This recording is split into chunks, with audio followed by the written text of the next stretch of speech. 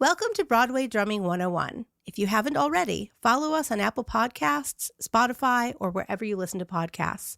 And here's a big ask. If you love what you're hearing, leave us a glowing 5-star review.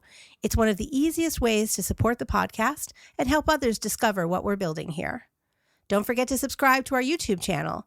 Just search Broadway Drumming 101, hit that subscribe button, and turn on notifications so you'll never miss an upload. And for $10 a month, just $10 a month or $100 a year, subscribing to BroadwayDrumming101.com gives you access to practical tips you didn't learn in music school, like how to land a subbing gig, collaborate with a creative team, and build a sustainable career. It's knowledge you can't afford to miss. Thanks again for listening to the Broadway Drumming 101 podcast.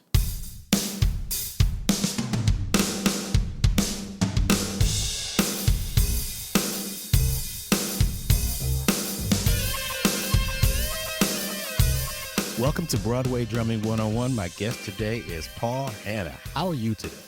Hey, man, I'm great. I'm great. I'm great, Clayton. There, that's how that sentence is supposed to be structured. We'll just start out with some humors. He's late. I'm great. For a very important great date. Paul Hanna. We discovered each other because, for many different reasons. But number one, I have started writing some things and I need to put some things together. But as I was doing some research on what I'm working on, I found this book. It's called Show Drumming, An Expert's Guide to Theater and Touring. If you're interested in a career as a drummer in musical theater, this is the book that you need to buy. And it's written by this man here. First of all, tell me why you decided to write this book. I wrote this book. It started originally as a de-stressing from years and years of touring and as a memoir. It basically happened during the pandemic. So I'm living out COVID, hanging out in Durham, North Carolina. My wife is keeping us alive with online lessons. And I just started writing because I'd been on the road a long, long time and had a lot of experiences. And one of the things about the road is you're constantly moving, you're constantly busy. And that's actually a great way to run away from your feelings and experiences. Like you're just busy all the time. So it's just like you don't have to process the stuff. So sitting down and writing the book was part of like clearing my head, kind of documenting what I'd done, experiences that I had. So it was really began as like just a therapeutical exercise for me.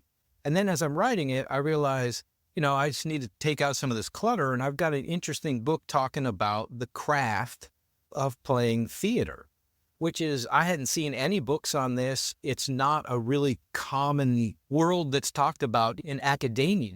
And ever since Vegas basically was killed by the hotel industry in the late 80s, the hotel strike really destroyed the entire town. That was where this type of presentation was king. Like this was entertainment. And if you look at Broadway is really to me like a Vegas show combining a production show and a star act. Like in Vegas growing up as a kid, you would see the production shows like the Tropicana, Folie Bergère, or Casino de Paris at the Dunes that my dad played for. And then you'd have the star acts with people coming through. And so, it dawned on me as I was writing the book that this is really the only art form that really resembles what I grew up with, the music business that I saw. And so it's kind of interesting that I ended up doing a lot of theater because it's all tied into my life ever since I started playing drums when I was 10 and really playing professionally and stuff like that. So I wanted to write as I figured out like, hey, this is going to be a good way of educating people because I learned via the apprentice system. Like I would go with my dad, who was an arranger. He wrote for everybody who came through Vegas. I would go to the rehearsals and sit over the shoulder of the drummer. Well, Dad wrote for Diana Ross. So I'm sitting over Mel Brown's shoulder, watching him play the book, asking him questions. I'm over at the percussionist, asking him like why they set up that way. And there's a number of just tremendous players in Vegas when I grew up, and Mark Barnett was a percussionist with Spike Jones. And I'm talking to Mark, like why he set up. So Mark is like teaching me how to think about setting up stuff by looking at the music, when I'm like 13 or 14 years old. So I studied the apprentice system, which doesn't really exist anymore. And I learned my craft from the old guys. Now I'm the old guy And it's my job to pass the knowledge on to the generations that come after us, because that's how music works, right? It's literally, a tradition that's handed down. Like, you listen to the way I play, you can tell who I come from, who I listen to, who I was influenced by. I sound like myself, but you can hear the influences. And then it's my job to pass on experiences that I've had to pave the way for the future generations. And a lot of the stuff that I have in the book is sort of cautionary tales about my experiences or mishaps. A lot of guys don't share those because they're embarrassed by them, or they figure it's going to damage their career. I think that's the best way to educate people, is to be honest about your experiences and let them know, so that then you can take whatever happened to you and give it larger value. This can be an education for the people after me, so they don't have to make the same mistakes or have this type of experience. So let's talk about Vegas. Okay. You were born in Vegas. Now, you said that you were born and raised there, and there was a hotel strike in the late 80s. Tell me what it was like growing up there prior to that, what the strike was all about, and what it did to change things in that city. You bet. So I was born in 65. My dad had arrived in Vegas in 1957. He was from Idaho, and he was originally on his way to Los Angeles, but he stopped in Vegas and he had a trio gig at the Thunderbird. So he started working like the minute he hit town and basically never left. My sister was born before I was, and then so in the mid-60s, I was born literally in the front seat of the Studebaker after the second show at the Dunes, okay? So Dad goes and plays the second show at the Dunes, and no cell phones, right? It's 1965, guys. We're lucky we got like landlines, right? So he comes racing home after the show, tosses Mom in the front seat. They drive to Sunrise Hospital, which is still there. And I was in a hurry to get there. I popped out in the front seat of a Studebaker in the parking lot of the hospital. So they put me in the isolation booth. So literally I was in a drum booth when I was born, right? Because I was born out in the world, right? And they were still doing above ground nuclear testing at that time. So who knew if I was going to be a Godzilla baby or what? So anyway, that's the story of my birth. I was literally born in a car. So being on the road makes perfect. Growing up there in the 70s, the mob ran Vegas, and it was a wonderful town for musicians because the mob loved music. They respected artists. They never reneged on a contract. Every contracts were handshakes, honor, respect. Every once in a while, somebody had blown up in the parking lot of Tony Roma's rib joint, or end up in a 55-gallon drum that they're now pulling out of Lake Mead. But basically, if you weren't a problem to them, competition-wise, you had no problem, particularly as an artist. And they kept street crime low because that cut into their money, right? So it was safe. And it was like a Midwestern town that just happened to have casinos, hookers, and gambling. So it was really a small town. Every hotel had a orchestra, like a big band plus strings, lots of times, French horns, just like really big orchestrations, because that's what the music of the day called. It was still a lot of jazz, rock and roll was emerging, but there was a lot of use for musicians. So the guys from the road bands would leave the road bands and move to Vegas. You could make road money and live in Vegas, right? Like they'd be making at that time, like what, $1,500 a week on the road with Basie's band. And they would move to Vegas and they'd make $1,500 in Vegas. And you could buy a house, you could have a family. It was literally like the American dream for musicians. So what happened is in the 70s, the corporations moved in, they took over from the mob. And the corporations are more vicious than the mob. So what happened over the course of my lifetime there is we would see the bean counter start downsizing the orchestras, cutting the budgets for this and that in terms of music and stuff like that. So my dad was no longer in the house band at the Dunes, so he made a living as an arranger, writing for everybody who came through town, as I said before. The greatest musicians in Vegas would be in the relief bands, and the relief band would play a different hotel every night. So the show is running 7 nights a week. So on Monday, they'd play the Tropicana, so the Tropicana band could have a night off. On Tuesday, they'd be at the Sahara. On Wednesday, they'd be at Caesars. Thursday, at the Flamingo, something like that. So they'd be playing a different production show or star act every night of the week. So these guys were insane readers, right? And just really, those guys were in the relief bands. And I think, I'm not 100% sure, but I think there were like 3 relief bands at one time during the heyday. So a lot of the guys that were my mentors, Roger Rampton was in one of the relief bands. And Roger, whose son Kenny is the great trumpet player with Wynton, and his elder son Dale is a demon jazz vibes player, a great percussionist. So like, though that was the generation that I grew up in, the sons and daughters of those guys. And so tons of great players, music all over the place. Like the musicians would play, do the shows. They would have jazz gigs on the side, trios, quartets. Carl Fontana was there. You could go to the Four Queens and watch Carl Fontana playing, Santo Savino's playing drums. And Carl's just like, you know, you're just like, holy smoke. So it was just like the Garden of Eden for learning to play the craft, because I was learning from the guys that invented the music. My drum teacher, Jerry Gilgor, was from Philly. He'd played with Dizzy. He'd been the house drummer on the Jack Parr show in New York with Johnny Frost was the lead player. Jerry was the drummer.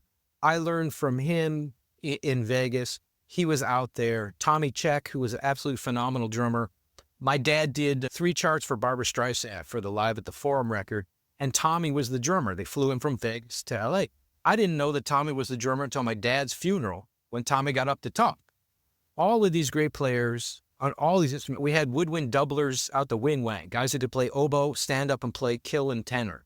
So it was really a wonderful place to grow up because I could learn my craft from these guys. And a lot of the early rock and roll guys, they had experience with that. So, you know, everything was happening. You know, funk, fusion, like all this stuff. All the musicians were really interested in different kinds of things, as well as orchestral stuff. Like there was orchestras. So I was playing in Civic Symphony when I was like 15.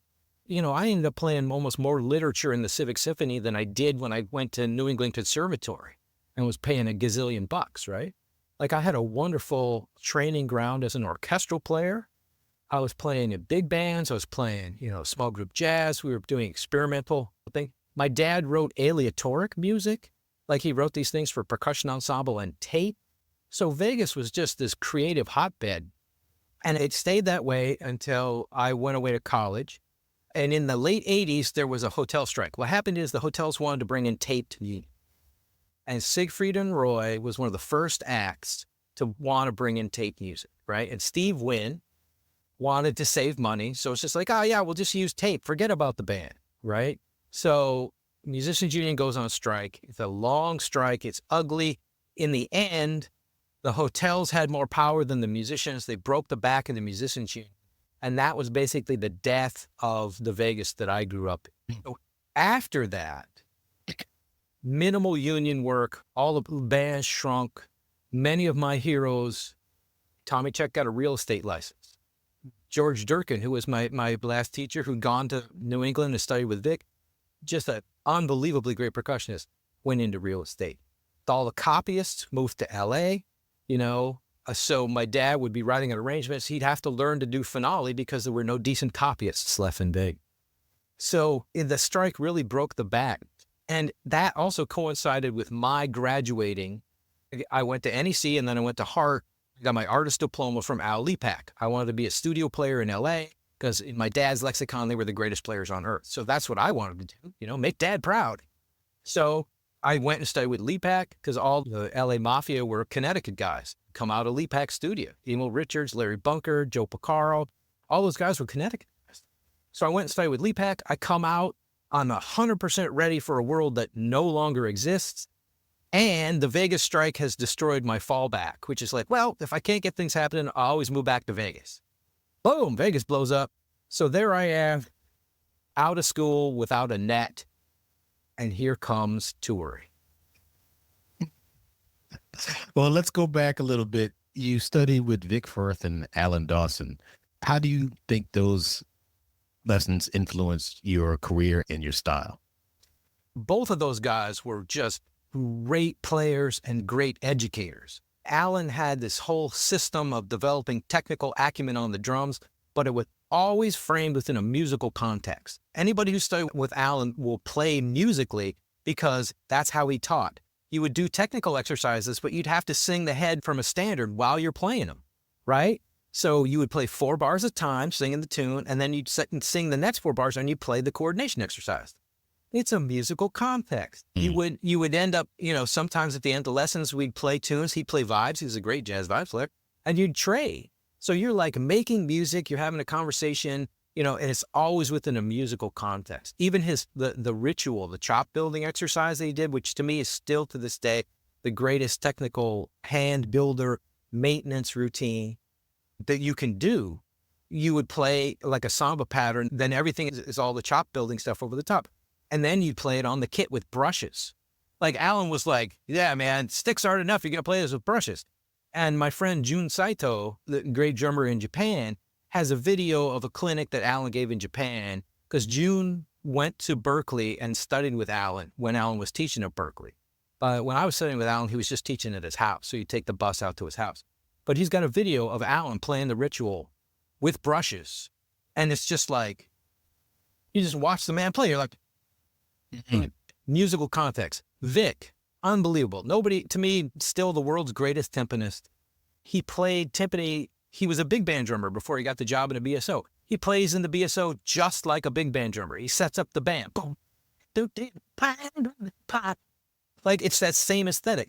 And the man had no self-doubt, no lack of confidence. He was just he was Vic Firth 100% all the time, which is amazing if you don't really know who you are, or you're not really confident in yourself. To stand in a room with this guy who's 100% himself at all time is just like, So watching him be himself was a lesson in and of itself. And studying with him was just awesome. Like, I worked my butt off, but he really delivered for me. Some other guys didn't get along with him. They had problems with him. I never had any of those issues, but I worked my butt off for him because he just inspired this desire to play really well. So he was a fantastic teacher for mallets, timp, all that stuff. I really developed my skills as an orchestral player, which carry over into touring, right? Funny Girl, I got a bunch of timpani in the show. I got mallet parts, and the same thing in a lot of other shows, American in Paris. I've done a lot of combined books where I've needed to play timpani, mallets, and drum kit. Exactly what I was doing when I was 13, 14 in Vegas, right? We didn't have enough percussionists at the Civic Symphony. I'd play multiple parts all the time. Play tambourine with my foot while I'm playing snare drum and covering the triangle and the bass drum and doing all this stuff. I was literally training for theater way back then with no idea that was where I was going to end up. So studying with Vic and Alan, they gave me the ability to play like anything, mallets, timpani. Alan was great for musical framing for death. Studying with Lepak was awesome because he had a book about drum set orchestration. Like, you play this one line and you orchestrate it like 12 different ways on the kit. So you turn the page, another line, here's all these different things. Genius at that. Leap was also great for ear training. Vic didn't do anything with ear training because Vic had great ears. I had good enough ears, so we didn't deal that. Lepak was a theory teacher. You had to sing every interval you had to play in his etudes before he'd let you play them. It's just like, damn. So I had, a lot of the technical facility I developed with Vic and the attitude, and then the refinements of intonation and stuff with Lepak, as well as his mallet concerto, which I played. Just an awesome piece written to feature mallets. He wrote it for Emo Richards, the mallet god. So studying with those guys, and then also I studied with Dave Carey, the great New York session player. When I was going to Hart, I took some lessons on the side with Dave.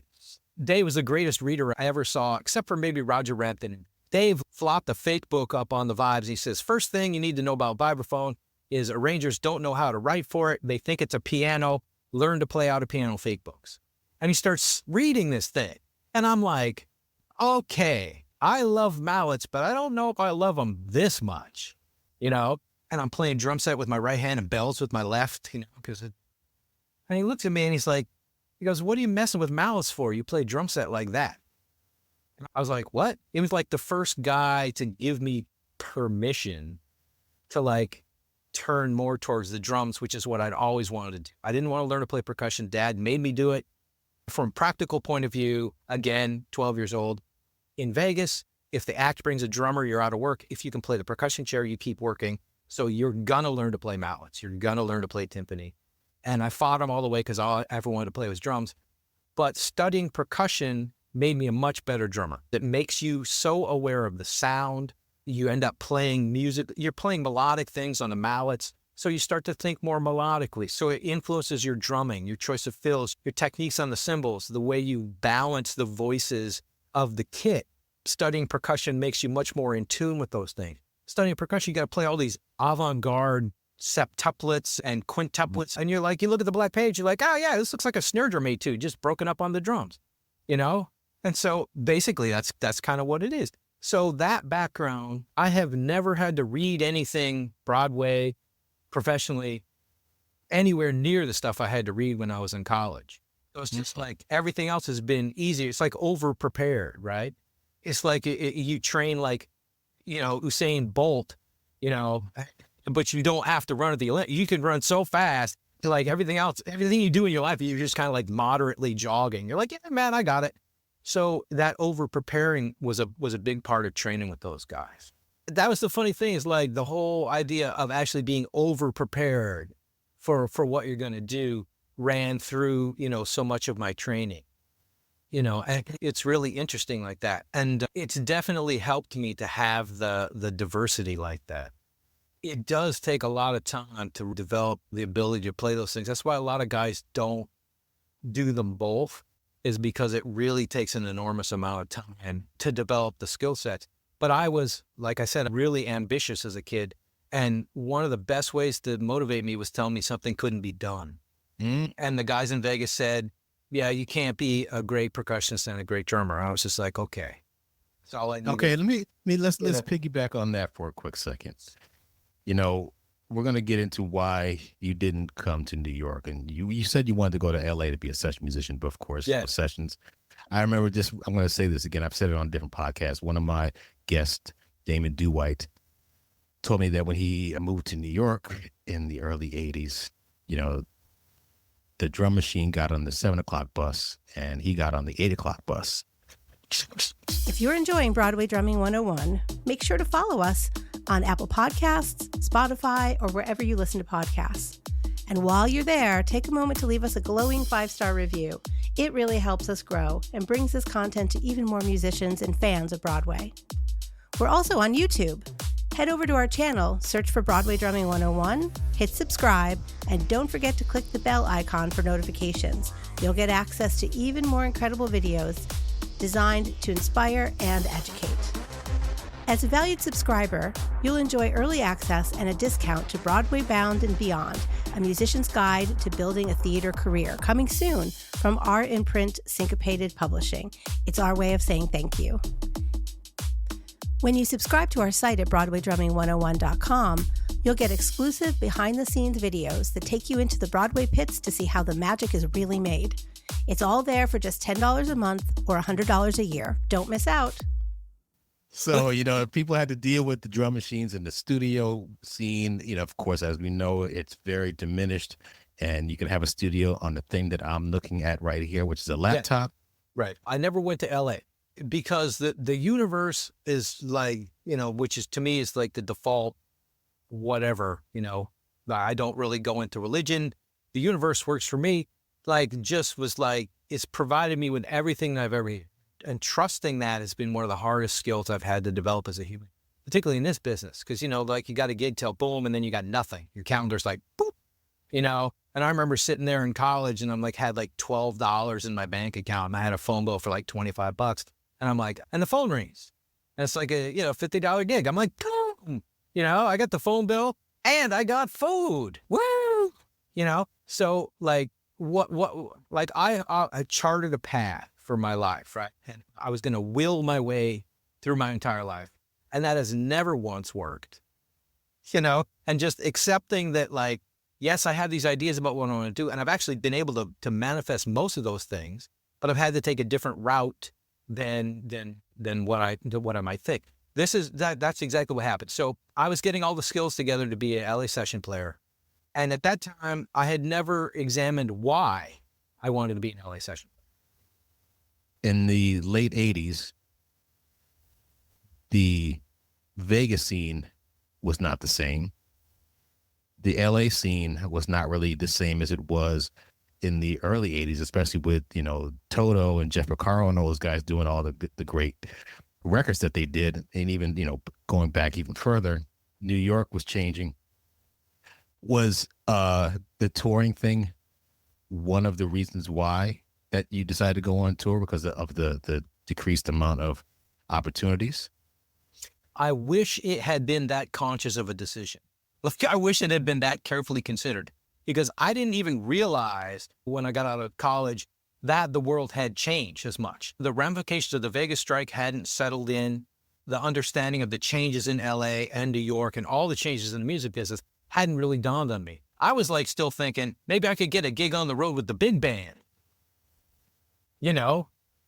I was born 20 years too late. Everything I love is like 20 years before me. And so I'm thinking I was born into that world, and the whole realization that, no, the whole world has changed and you got to figure out what you're going to do. But what happened is the touring business literally dropped in my lap. Okay. I'm in my last year at Hart, and I'm subbing at the Goodspeed Opera House because I know how to do theater. I can read. Gene Bosey, who was the main drummer at Goodspeed, and then Sal Raniello was the main sub. I was the second sub at Goodspeed. So I did a whole bunch of productions at Goodspeed, going there, playing, doing basically musical theater.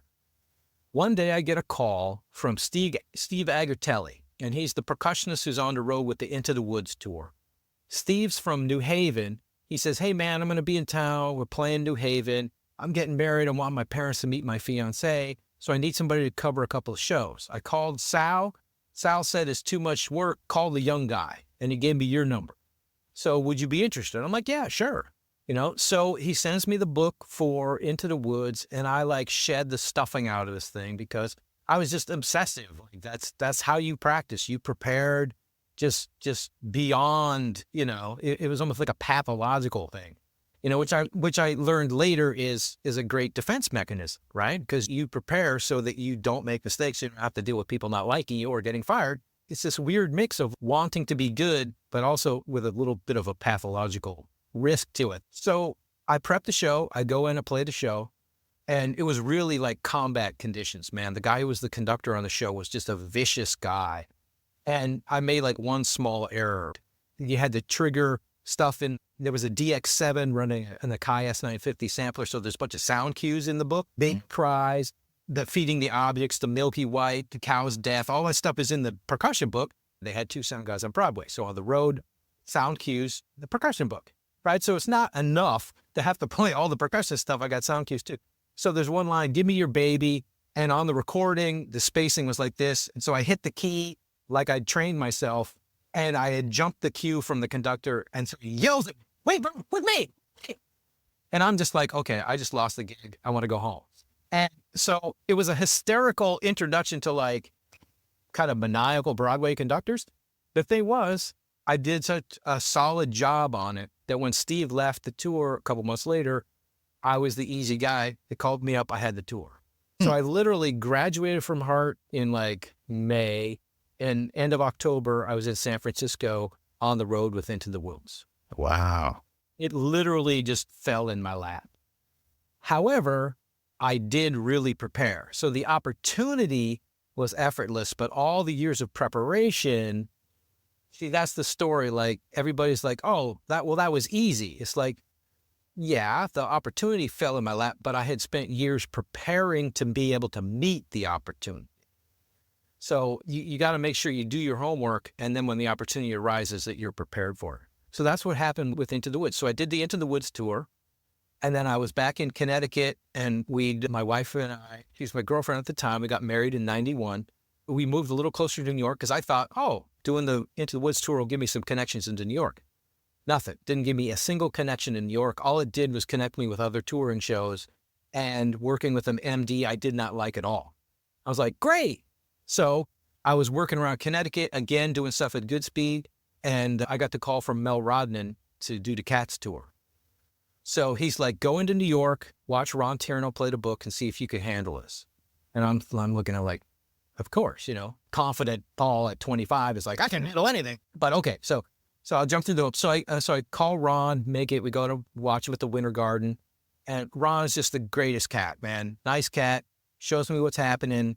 and I'm excited. I'm like, wow, this is great. So I call Mel back. I'm like, yeah, I can do this. So I joined that tour in like March of 92 in Providence. And I do that until like May of 93. So I was out with Cats National 4 for 15 months as the drummer. And here's the thing. I was making $1,800 a week just playing drum. Back then. Yeah, man. So I'm like, okay. So I was paying off credit card debt. I was paying off school debt. I was like, man, this is great. And Gene Roma was the drummer, right? Gene and Janet, husband and wife. Janet was usually a conductor or an associate, and Gene was the drummer. So Gene is talking to me about the heyday in the 70s when he and Janet were on the road. They were making like $5,000 a week, like doing Andrew Lloyd Webber shows. So I was like, okay, there's some fat dollars in this industry. This is like a really good way to make a living. So even at like 25, 26, I was like, oh, it's got a pension. I'm like, wow. Oh, it's got this. Oh, it's got this. I was like, this is pretty good. So that was the debut into the touring world. So I did those. Then there were problems on the Cats tour. Cats National 4 was sort of notorious for being a killer tour. There were always problems. There were always personnel conflicts. There was all sorts of mental warfare going on. There's a number of Cats 4 survivors who joke about, what the hell is it about this show that turns people into maniacal creatures, right? So what happened was there were issues for me within the band, with a couple of the guys in the band. And it just turned into emotional warfare, just total environment that I wanted to avoid. When I was at NEC, I saw the dynamics in the BSO percussion section. And I saw some people who were really jealous of Vic. And there was a lot of acrimoniousness. And I was just like, man, I can't imagine going to work with somebody I don't like every day. I don't want to go into classical music. I don't want to be an orchestral player. So I show up on the touring gig and I have the same dynamic. So, it was really interesting. I'm forever indebted to my enemies on that tour because they pointed out to me that I was way too vulnerable to the opinions of others. What a great gift these guys gave me. Like, I had to make sure, had to learn to make sure that my concept of myself was based on me, not on externals. And I had been conditioned to believe that you find your place in the world based upon your external accomplishments. And the more you accomplish, the better you feel about yourself, right? Great mythological belief system that we're indoctrinated into as musicians. And then you talk to all your buddies who won the Grammy Awards, and they're like, yeah, the car broke down yesterday. I still got to take out the trash. Yeah, becoming great didn't change anything. So then I was like 30 going like, well, crap. My whole motivation for like becoming great as a player was to fill that emptiness inside that comes from whatever psychological damage was done to you growing up. So it was a great gift from those guys. And at the same time, they were New Yorkers, and that was the death knell for New York. I was like, I'm never moving to that damn town if people like that work there. So that was it. I'm never going to Broadway. If I got to work with, like that, I'm not going. So I stayed in Connecticut and freelance. I had a jazz trio, made records and played orchestral things, biker bars with people getting beat up in the parking lot. I'd go from one day playing with the Bridgeport Symphony, playing the Planets. The next day I'm in chicken wire cage with beer bottle. And then I'm playing some society wedding.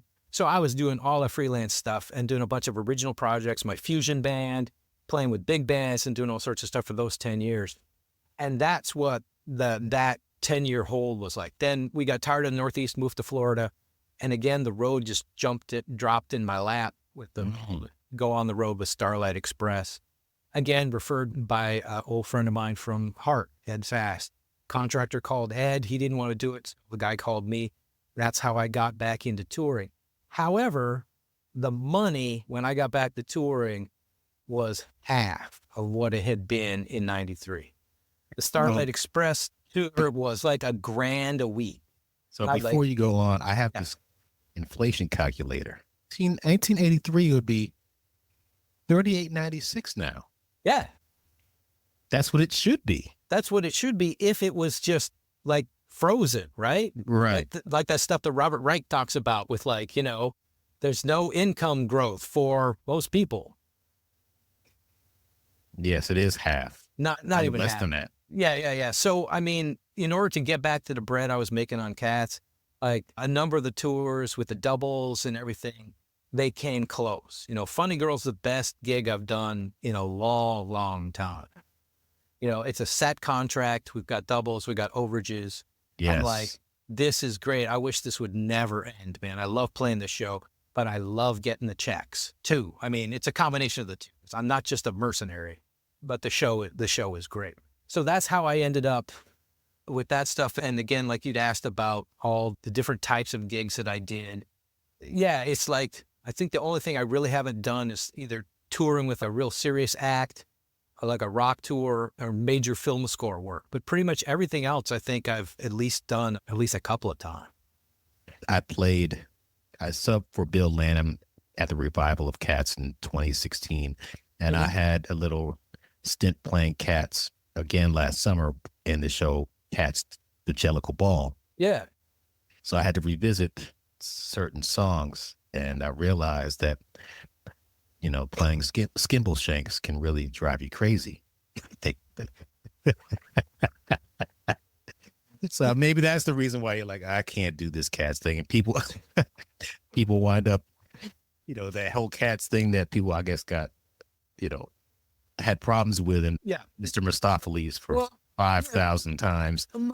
The funny thing is, when I came back, so I played at this point, because I did another tour. I did the Troika tour and right after the pandemic, right? So I did another 2 years of Cats. So I got cranked over 1,000 performances in the bank of that thing. Mm. And I really enjoy playing the drum book from Cats because you get all your major food groups. You get to play some big band, you get to play some rock, you get to play some disco, funky stuff, you get to play some disco, you get to play odd times because, it's an Andrew Lloyd Webber show. We can't have a show without some random odd times in there. So I'd never really disliked, playing the music because, you got to play your major food groups, and it was interesting to see how the stuff had changed, though, because Mistopheles was very much different than it was when I played it in '93. It had a slower section and really cool horn writing that was just gone in the modern versions of the stuff. And also, I had to play the Cats tour on V drums because they didn't want to haul around. They wanted to save bread. They didn't want to haul around the drum house and drum kit, so I did the whole thing on rubber drums.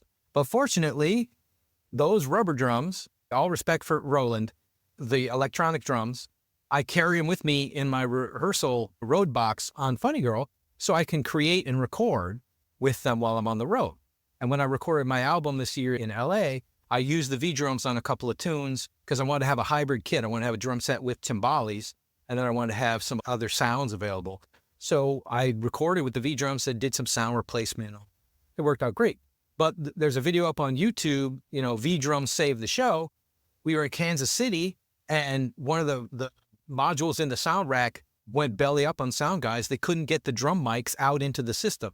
So we were literally 20 minutes from canceling the opening show in Kansas City. When I went to the sound guy, I said, hey, Mark, if I give you stereo outs from a set of V drums, could you run them into one of the inputs on the keyboards and we could have some drums? He said, yeah, that'll work. So I got my road case, set up my V drums. We plugged them in, and I did the opening show in Kansas City with V drums. And then they couldn't get the part for Wednesday. So I did the Wednesday show with V drums. 5,000 seats, 2 performances, all the people that would have been canceled. I just happened to have my V drums with me, and we saved the show. So again, you never know when stuff you've done is going to set you up for something. And it makes a great road story, man. Roland V drum saved the day. Exactly. You were born 1 year before me. Yeah, probably have the same influences. I'm just curious, what types of music were you listening to in, say, before we got on the show, we talked about the Warriors and what were you into in the 70s musically?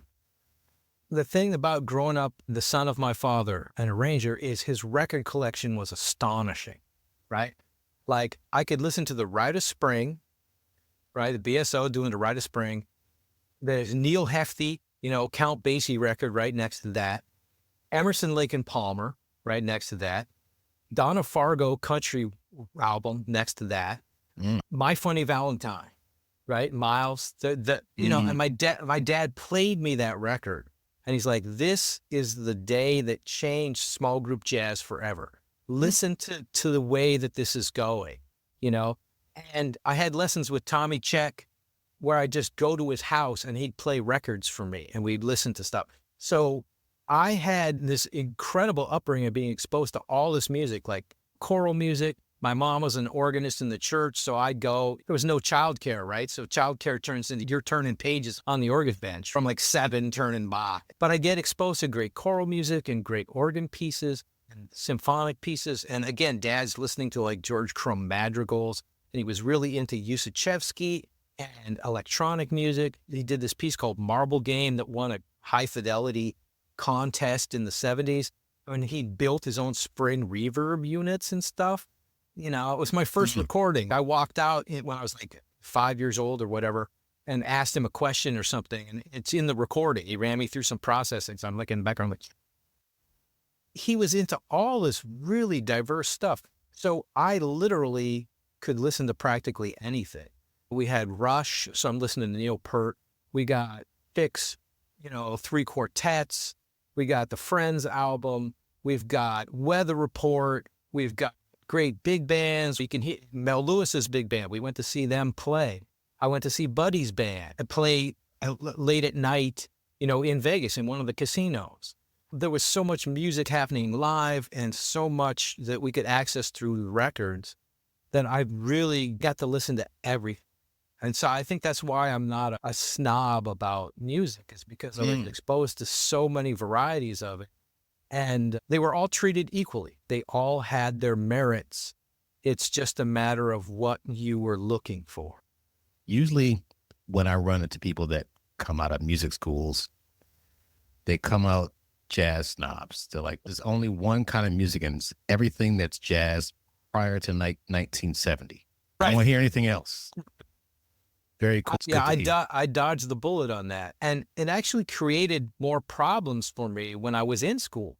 Like at NEC, I was so psyched to get into the conservatory, and I fought to study with Vic, because I wanted to study. I've always had the good fortune of studying with great teachers and great masters. And it's just like martial arts. If you want to get the style, you go as close to the master as possible. Because everything, and when you study with descendants, everything gets watered down.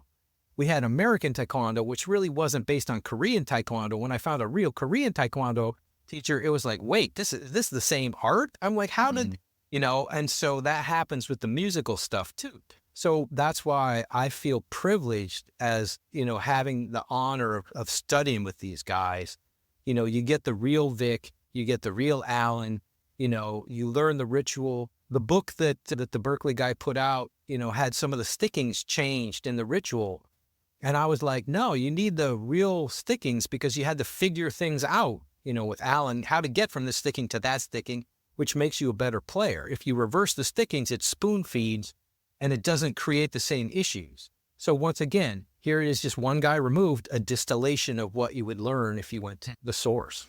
That kind of echoes a lot of things some of the older musicians that are on the podcast say. When I talk about people that want to play on Broadway, they tend to put up videos of themselves playing shows, which are the derivatives of the original music where it came from. Instead of playing Hamilton, you should go listen to some actual hip hop that inspired Lin-Manuel Miranda to write Hamilton. You want to play, I don't know, anything, even the shows that I've done, like, Lady Day at MC's Bar and Grill, or even Memphis had a bunch of different styles. Go and play the actual music that it came from. Go to the source material. That's, the same thing that you're talking about as far as learning from the masters. You learn from the originals. But I want to get into your book again, Show Drumming, An Expert's Guide to Theater and Touring, which you should buy, by the way. Evita, Jesus Christ Superstar, 42nd Street, Spamalot, 101 Dalmatians, Wicked, Bring It On, The Addams Family, West Side Story, Wizard of Oz, again, Funny Girl. Any advice? First of all, shows, what do you think is the most difficult one that you did and why? one of the reasons why there's a section in the book, I wanted to have musical examples from West Side, talking about how I interpreted them, how I think really the approach works.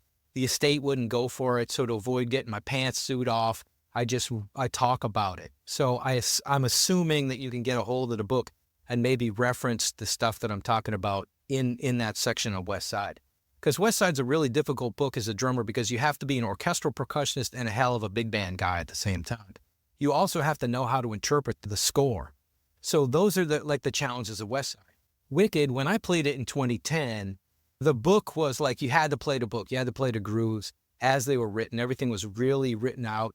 The whole flying monkey thing on the pad in the overture, there was like some bass drum parts underneath that you really had to nail. You couldn't really interpret these things. They wanted them played literally, right? And so for my money, Wicked was one of the first tours that came along that was absolutely dictating the parts. Like Alex, when he codified what Gary played, very much, Remus and Alex want you to play what's on the page. So that's your job. And as a jazz player, I find that really hard because I have a lot of experience playing all the source music that this is coming from. So I feel comfortable improvising within that context. But, you're never sure if it's a control issue or if it's like, I just can't trust the people that are going to play this down the line. So I want to dictate it and give it as clean information as possible. Wicked was really challenging because the volumes I had to play at, I was dimpling 2-ply drum heads the day I would put them on. I'm hitting so hard. I'm using butt ends of 5Bs because they want that intensity. And I'm saying, hey, I come from the jazz tradition. We can generate tremendous intensity internally and play whisper soft. But nobody wanted to hear that from me. It was also challenging the drum booth because the roof sucked up so much sound, I would overplay the cymbals. So when I came off Wicked, I was beating the crap out of the crash cymbals to get the equivalent sound that I would get without the drum house. But threw my inner dynamics off. Jesus Christ Superstar, they had me playing V-drum. However, that tour was musically one of the most rewarding tours I've ever done for the simple reason we got away with murder. We blew off the music supervisor.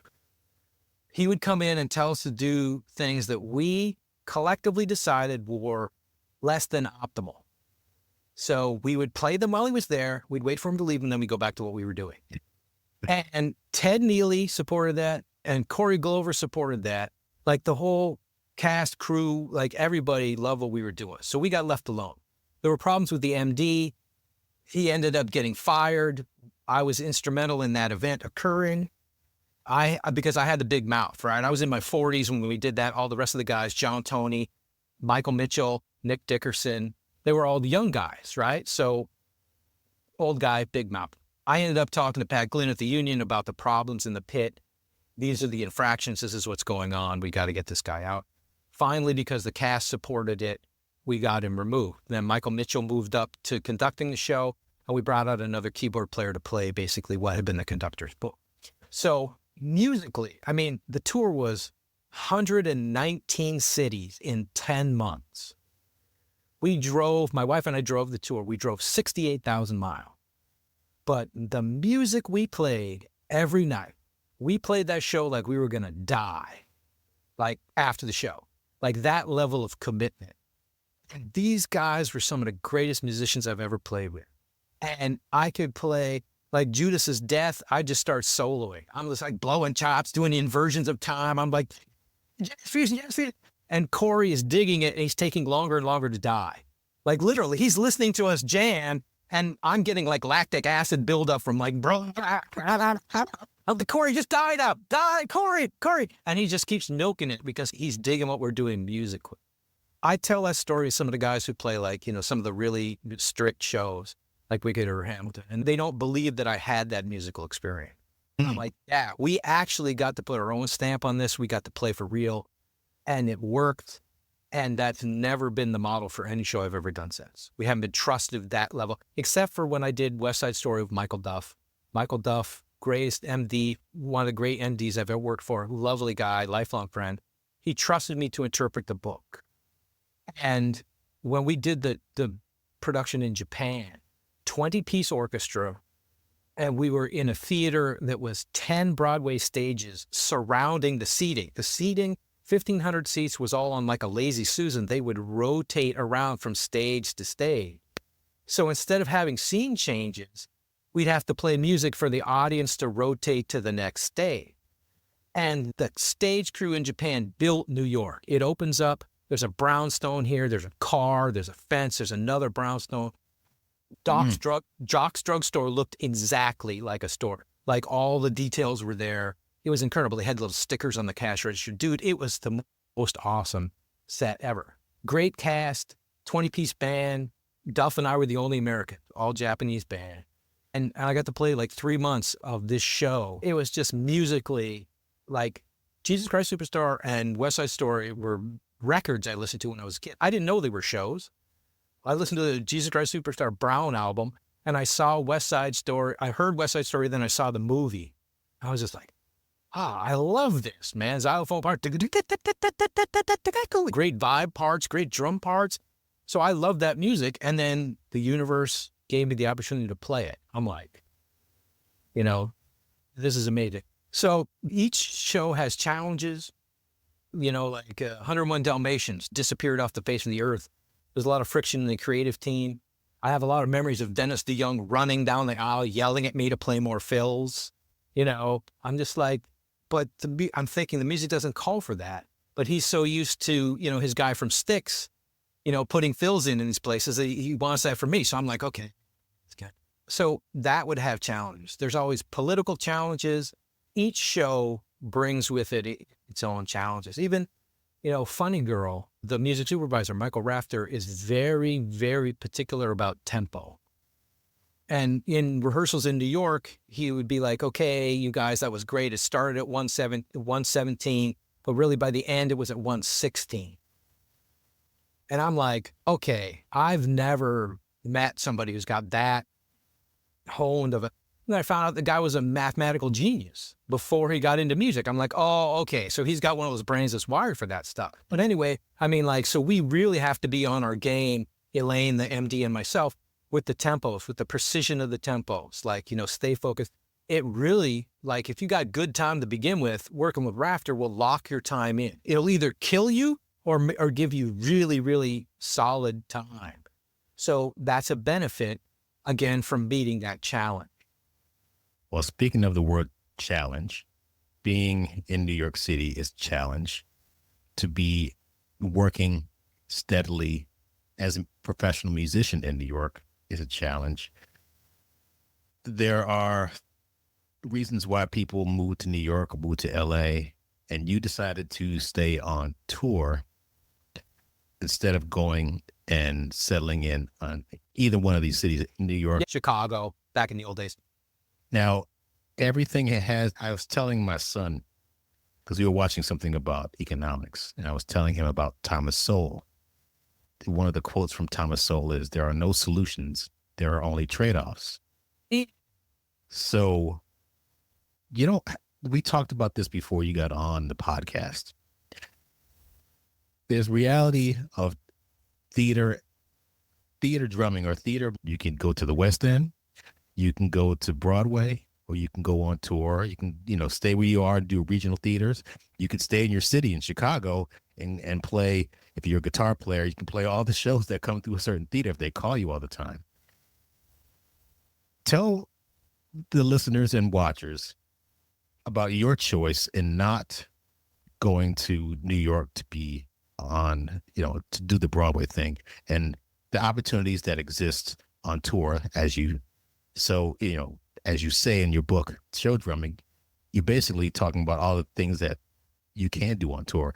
Why the touring thing and not coming to Broadway?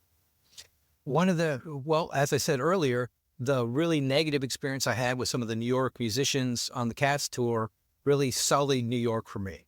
I wasn't really comfortable with New York because it just is such a fast, intense place. I grew up in the West. Everything was slower paced, more open, so the energy of New York didn't work for me.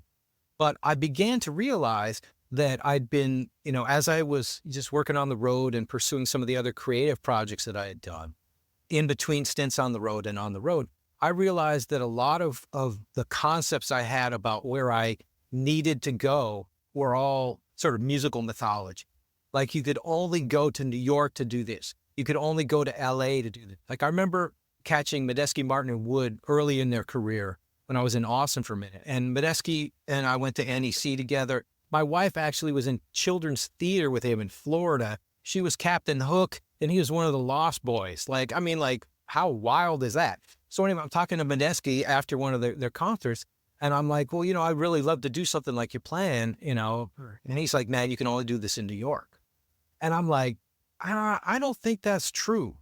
So what I discovered through touring is that there's great musicians all over the country. There are great musicians in places that you never think there's going to be somebody who can just like turn your head.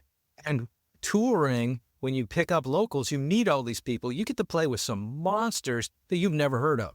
And you're just like, you're playing, you like turn your head. You're like, I want to talk to that person, get their information, right? And you just like, there's a whole network of great musicians all around. So LA, when I was in 92, when I did Cats in LA, we played a month at the Schubert Theater, which is now gone. And it was all LA session musicians. The traveling band got laid off, and it was me and the keyboard players, right?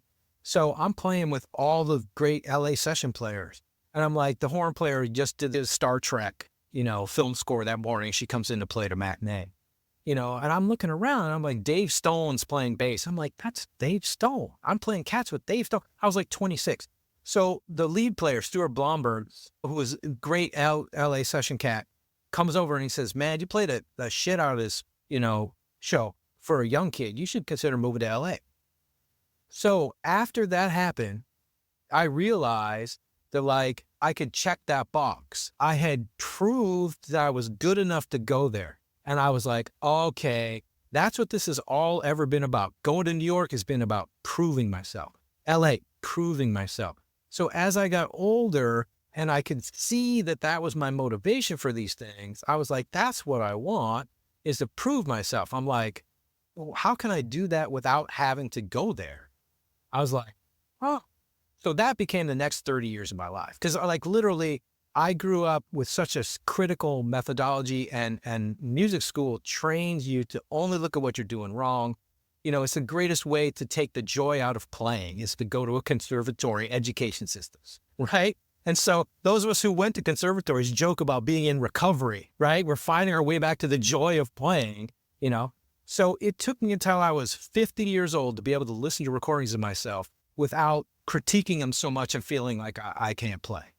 Like I had that level of dysfunction.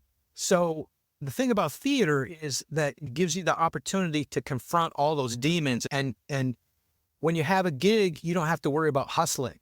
So your brain can explore your life a little bit more. You can spend more time actually talking to your wife about things that are important.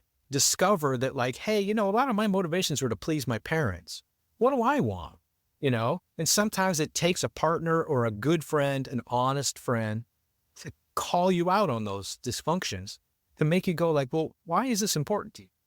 You know, like I'm putting out a lot of music now, a lot of music I've been sitting on from years ago, back when I wasn't sure if I was good enough.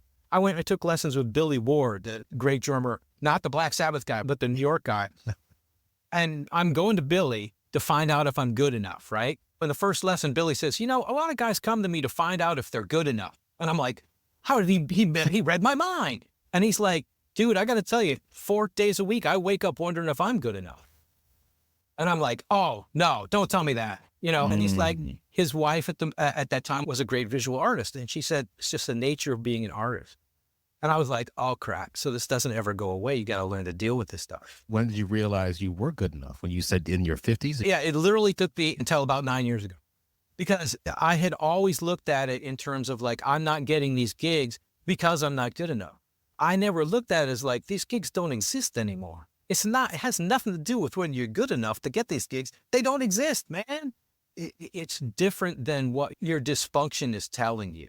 So there's never enough talk in musical circles about dealing with our mental demons. I mean, we talk about performance anxiety, which to me is the gift that tells you you're expecting something that's never going to happen.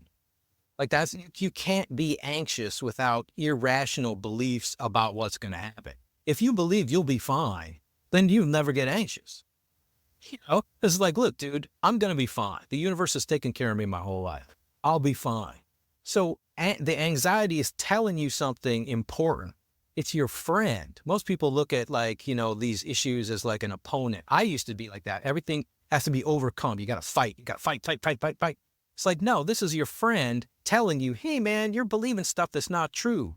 If you let go of that, the anxiety settles down because it was an alarm bell about some dysfunction for you. How's that for heavy? Say deep. Yeah, exactly. I really believe that music is the ultimate. It's such a wonderful arena for self-discovery because every issue that you have as a person comes out your instrument. If you're arrogant, you don't leave room for other players. If you're insecure, you don't play with the commitment that instrument needs. And so it's a wonderful way to experience this and almost treat yourself as a person to become a better person. And for me, my wife has always seen the best possible version of me. And that has pulled me to become that person because she matters that much to me. That That's I'm great. willing to confront these things because that's what she needs. Yeah. So anyway, the touring thing, playing the same music night after night, like if you want to meet your demons, man, I'm coming up on 500 performances of Funny Girl, right? If you had to play that bell 500 times, you would have gone through the spiritual growth of like, okay, I see what I'm doing. I'm making myself anxious. I'm thinking about it. I'm worrying about it. I can't do it. I got to do this. I got to do this. It's like literally, it's a course in Buddhism with a pair of sticks in your. Yeah. If you treat making music as like a sacred act, devoid of the religious connotations of that, it's the most beautiful environment to explore being fully human and just heal as a person and bring joy, because that's one of the greatest benefits. Like Tony Cadlick calls it the goosebumps. I love that because we play, and when you play and the music's slamming, you get goosebumps. You get this feeling. Nothing in my life has ever felt like. Yeah. I remember when I was in a like heavy metal rock band in 1998, we opened up for Creed and we were the first of 3 bands. We started, the first song was great. Second song, even better. Third song, our lead singer said, "So how are we doing?" And everybody went, and that feeling of the crowd. Yeah. And then we started the 4th song. There was a mosh pit. By the end, I threw my sticks out in the audience. People were grabbing them like I was a rock star. I'm signing autographs. Of course, the next day I had to get up and go to my day job. But the feeling that we get, even when I'm playing in club day bands, you see people dancing and you're just making music with people that if you like the people that you're working with, you get to make people dance and clap and smile and share your joy of playing your instrument and making them happy. And it really does. It is a metaphysical thing. And I didn't mind playing Memphis the Musical over and over again. I didn't mind playing Lady Day over and over again. I didn't mind playing Ain't Too Proud over and over again. I wouldn't mind doing that. If the people that you're working with are great and the music is great. Of course, it's different when you can't stand the music or, it's not really your thing. But having this kind of career can be a wonderful thing. And the touring thing, I started out with a bus and truck tour in the year 2000, and I was really young. I was with a bunch of people that were even younger than me. I think I was like 34, and they were all like 24. I'm like, oh, man, they didn't understand. We're driving down through the Southwest and seeing the mesas and the 4 corners of Utah. I was like, do you guys know where we are? They're like, I got to go back to bed. I'm like, you guys are missing out and seeing the world. It's just fantastic seeing the United States. I'm sorry for going off on a tangent, but it all has to do with being on tour, which you are a master of, which you should read about his experiences in this book. That's Show right. Drumming, An Expert's Guide to Theater and Touring, which I'm so glad I got. If there's one piece of advice that you would say that somebody could take away from this book, what would it be? The biggest piece of advice would be know your why. Like, know why you want to do what you want to do with your playing. Make sure it comes from a genuine place. If you want to have a career as a musician, to be great, to make a lot of money, to have all the trappings of success as defined by the current social zeitgeist, you're going to be disappointed. If you play from a love of music, you'll never be disappointed. It can be hard to maintain that love in the face of adversity. You know, it's like records. Nobody pays for music anymore, right? How do we finance making creative projects when everybody believes music should be free? Everything turns into a vanity project. You pay X number of dollars, you put your product out, nobody ever buys it. I can't even get the guys in a band to buy my records. You know, I'm a funny girl. It's just like, okay, that paradigm is gone. But the love of playing is always there. And that satisfaction that you talk about, I love that I think about the theater as my office, right? I get these beautiful cathedrals built in like the 1920s to celebrate the beauty of entertainment. You know, architecture is unbelievable. All this stuff, you know, all these people, this is their special night out, you know, somebody's birthday and anniversary. They love this show. They want to come play. The end of the night, people are smiling. I've brought them joy. I'm like, there is no more noble calling in life than that. And that's the return that I get. I get to bring people joy in their life. I get to give them meaning. And that gives me goosebumps. That's that sense of satisfaction. So I write about that in the book. Like, your motivation for why you do things is really important. If you're driven to become successful or famous, look at what's driving and be careful of the tracks that those drives set up if they're not yours. If you're living your parents' dreams, that's a trap. If you're living these false dreams of like, if I become famous and rich, all my problems will be solved. Nah, you know, there's a couple of people who are, you know, you can see they've got all the money in the world, but there's an emptiness in there that's ain't never going to be filled. So don't think that money, success, any of those things is going to make you feel any different. It's going to provide different opportunities, but it's not going to do what you want. So, you know, why you do what you do, intent, right? It's just right out of Carlos Castaneda and all those metaphysical books. Intent. Like, what's your intent? Like, that's one of the most motivating, most important things. And the other thing I want to just close with is I managed to do pretty much everything I ever dreamed about doing in the music business. I really wanted to play with Pat Metheny. Pat never called me, but I played with the jazz guitarist who came out of Metheny. We played together for 6 years. We made 3 records.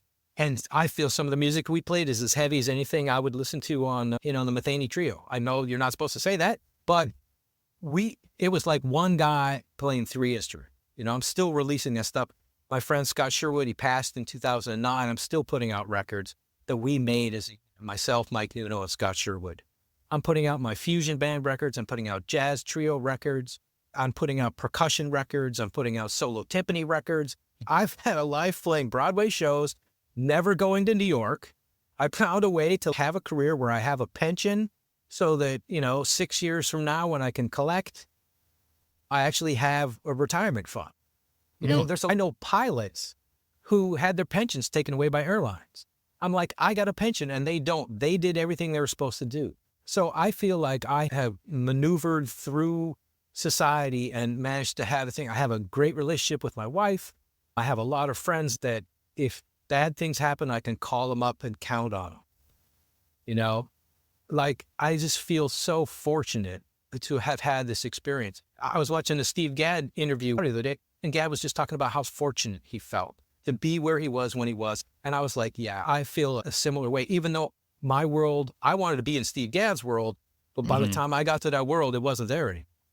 It wasn't like I was going to bump Steve off, you know, like, hey man, let's play. This guy's great. Yeah, let's forget about Steve. And you know, and so I feel very, very fortunate. So I hope that optimism and stuff is inside the book, because there's a lot of honest stories about missteps, because I want you guys to learn from mistakes that I made.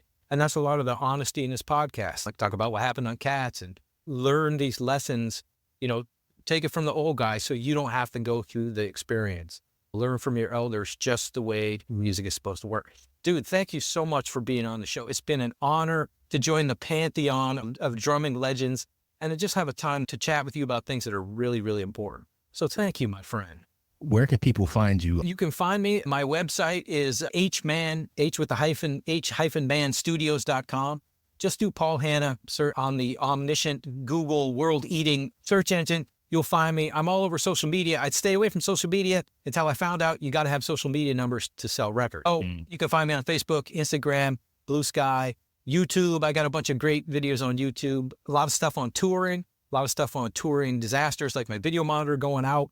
I got some creative stuff, arrangement of Teen Town I wrote for my great friend John Toney. and Aaron Hike is playing on it. It's just great. So you can find me all over the interwebs. Thanks, Al Gore. And please, if you got any questions, reach out, contact me. I love to talk to people. I love to help people out, but don't hustle me for gigs because I got no power. All right, ladies and gentlemen, Paul Hannah, thank you very much, and we will talk soon. Okay, take care, man. Thank you. Bye-bye. Thank you. To continue producing the high-quality podcast you're listening to, publishing engaging newsletter content, and posting YouTube videos, we would appreciate any financial contributions you can make. We appreciate any support you can give. There are a couple of ways you can do that. You can sign up to be a monthly or annual subscriber at BroadwayDrumming101.com.